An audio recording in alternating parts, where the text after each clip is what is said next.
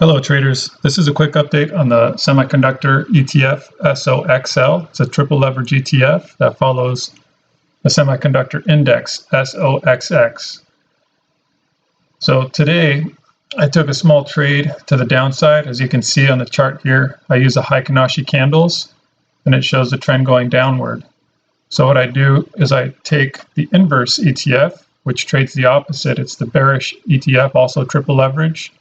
SOXS. And what I do, this is a strategy I use and I employ. Even though my channel is showing upward, I don't wait always for a buy down at the bottom, especially on strong sentiment. So what I do is I wait for the morning of, and I take a look at the candles. And what I look for is any gaps that occurred or doji candles.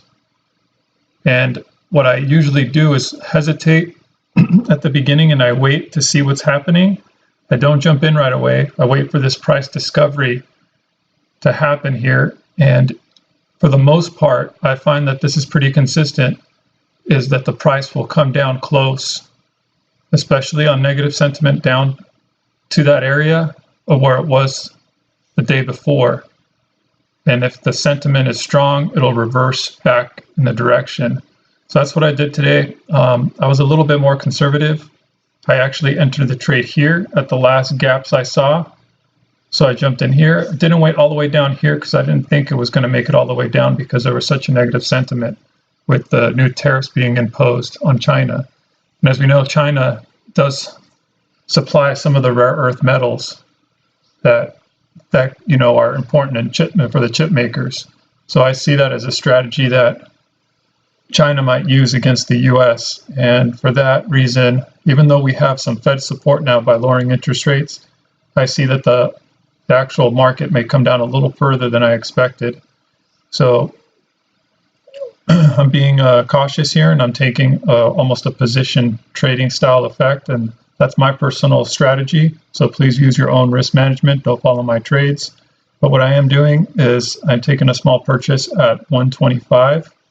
I see that there's strong support here and should come down to the bottom here and then pick up from there. This is a bottom buy for me.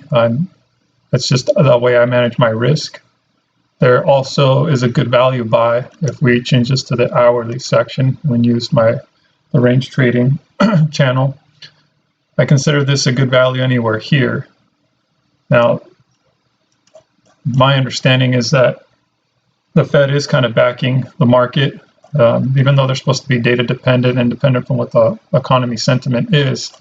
The economy is strong and they decided to cut rates. Now that still leaves them some tools to be able to, to support the market. And what I see happening is a bounce somewhere in this area, or at least for it to slow down.